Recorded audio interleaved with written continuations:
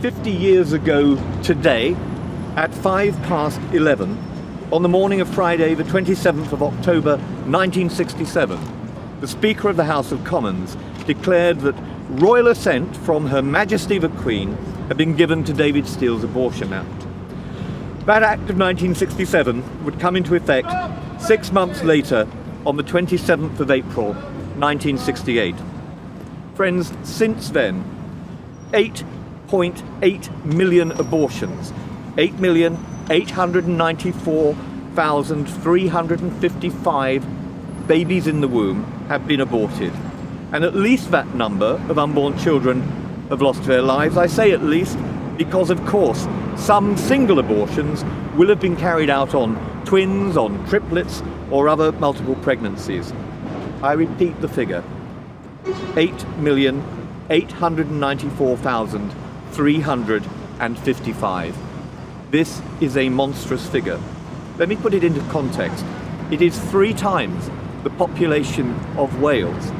The Second World War, the worst and most bloody conflict ever visited on this country, claimed 450,290 British lives. Abortion has caused more human destruction in the United Kingdom than Nazi Germany, and in all the conflicts and tragedies of our history, all of them put together. Only the Black Death has extinguished a greater proportion of our nation. That figure, put another way, remember what Stalin once said? He said, "One life is a tragedy, a million is a statistic." We can't comprehend the scale of 8, nearly 9 million people.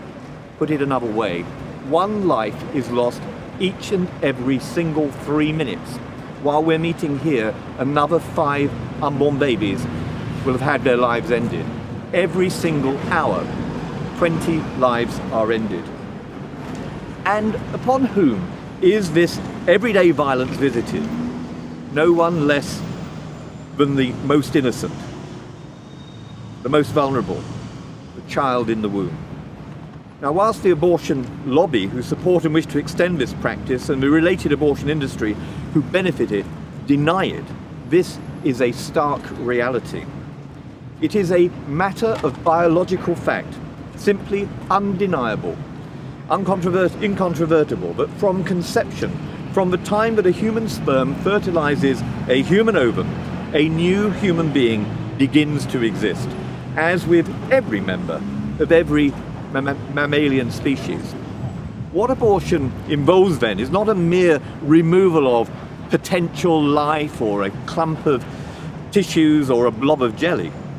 It's the willful killing of the smallest and most helpless member of the human family in the very place where she should be safest, her mother's womb. And it is done, friends, by barbaric means. Whether it's tearing her body apart piece by piece by strong pliers-like instruments in what's called dilation and evacuation, or by a powerful suction machine in vacuum aspiration, or whether it's simply starving her to death by chemically induced miscarriage, abortion then is an act of the cruelest destruction. In some cases of later abortions, and it's 30 years ago this year since I introduced a bill into Parliament to reduce from then 28 weeks to 18 weeks the time limit beyond which abortions could take place.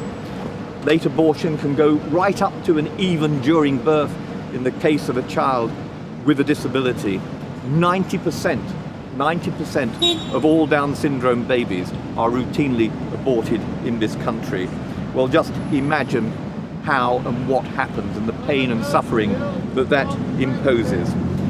In some cases of later abortion, in order to prevent the baby from being born alive, it's actually recommended by the Royal College of Gynecologists and Obstetricians that the surgeons inject a salt solution into the baby's heart to cause her a fatal heart attack. That also softens her bone tissue, making it easier for them to dismember her body. This savagery actually takes place in our country, our civilized nation, in the year of our Lord 2017, at a time when we pride ourselves on our liberalism, on our humanity, on our civilization, and on our compassion. In an age where human comfort for the average Briton has never been easier, and the welfare of almost every individual has at least been paid lip service by the existence of things like a welfare state and a modern economy, however flawed in practice either of those may be. We're told that this callous killing is justified, and we're told that this is simply about autonomy and the right to choose. Think about that slogan, that mantra of our age, my right to choose. Me, my, I at the heart of the equation. Rights, not duties or obligations. Choice, not the consequences that flow from choice. Always remember that freedom for the pike is death for the minnow. Freedom for the hunter is death for the hunted. The word choice itself comes from the same Greek root as the word heresy. And it is a modern heresy, this idea that choice can be made without carrying consequences. But we all know who are gathered here, we know by common sense that our autonomy is obviously limited by the effects that it does have on others. The choice is not to be a mother. No more justifies the killing of a child in the womb than it justifies leaving a baby outside the womb to die of exposure. No one has the right to choose to end the life of another human being, and no one has the right to have an unborn child destroyed. Rather, we all have a duty to make sure that every member of our society is properly cared for, and that their right to life, recognised by international treaties to which our country is a signatory, as applying to every human being, to every human member of the human family, has the right to life, that they are given equal protection. The Universal Declaration of Human Rights, promulgated in 1948, in Article 3 says everyone has the right to life. Friends, of what use are all the other human rights contained in that declaration if you are denied the right to life in the first place? The humanity of the unborn child, the barbarity of abortion, and the shallowness of pro-abortion rhetoric is obvious to those who choose to inform themselves, who choose to see the reality of so-called choice. So what we mark today then is nothing less than the greatest shame of our nation. The fact that we neuter the protections in our laws for our tiniest countrymen and countrywomen is a horror and a disgrace on a massive scale. And this is before we even begin to recognise the millions of children who have died in developing countries, where our government has scandalously used millions of pounds of taxpayers' money in foreign aid not to alleviate desperation, not to mitigate the worst effects of destitution and poverty, but have used it to promote abortion and to lobby governments that if they don't coarsen their own laws by complying and introducing abortion, then they will not be recipients of British aid. Millions of lives have been lost because we are, as one person put it many years ago, the geopolitical epicentre of the culture of death. The geopolitical epicentre of the culture of death. Even this, for some, is not enough. The abortion lobby has only deepened its occupation of the political and medical establishment over time. The leaders of several royal colleges, completely unrepresentative of the ordinary midwife or the ordinary nurse or the ordinary doctor or gynecologist. The British Medical Association, sometimes again unrepresentative of so many of its ordinary members, along with a significant proportion of parliamentary members, favour the removal of what few protections remain in our laws through what they're now calling decriminalisation. This would lead to abortion on demand for any reason, in all circumstances, up to birth. Now, it would be easy to lose hope in the sight of the enormity of what has happened over these past 50 years and in the light of the kind of challenges that now face us. It would be easy in the light of this massive scandal, in the face of such entrenched and established interests, in the teeth of injustice on such an immense scale. Yes, easy to lose hope. But the one thing that was left, even in Pandora's box, was hope. And we mustn't lose hope. We must not do that. We're not allowed to do that. As those who recognise and champion human dignity, it is our role and our duty to stand for every silenced voice, for every individual light extinguished by the darkness of human selfishness and ignorance. It was the great theologian who was executed by the Nazis, Dietrich Bonhoeffer, who said, "Not to speak is to speak, not to act is to act." And in the face of that darkness, he spoke, he acted, and we must do the same. Our forebears, like William Wilberforce and the abolitionists, who fought against chattel slavery, people like Lord Shaftesbury, who fought against child labour, and those like Martin Luther King, who fought against the denial of civil and political rights to vulnerable minorities, did not give in to the sometimes overwhelming and powerful opponents of their mission, and neither shall we. That is why those of us who stand here today in the shadow of our great Parliament, who stand here in the shadow of a place that people gave their lives for, to give us and guarantee our freedoms, our liberties and our privileges, why we have no choice but to stand for the rights of those for whom no one else will speak. That is what brings us here together. We're here to signify that we are not going away.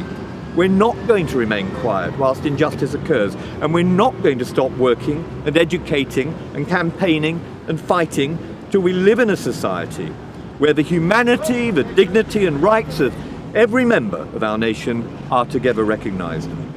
Now, I've been involved in this battle for decades of my life.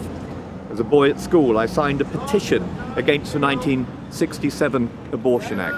I became friends with some of those, the 29 who voted against the enactment at second reading of the abortion bill, 4 of whom are still alive today. People like Jill Knight and Shirley Williams. These were people who stood for truth, and truth spoke to power, and we must do that in our day too. Now, I may never see the day when the abolition of abortion occurs, but I know that one day it will. And to the next generation, as we pass this baton on to them, I say this: I don't want you to be standing here in another 50 years lamenting another 8 million lives lost. That torch, that baton, it passes to you. It's a torch, a baton of compassion and human progress. We must work to end this killing in your lifetime. And we can only do that if every person here takes seriously the role they must play in making sure that that happens.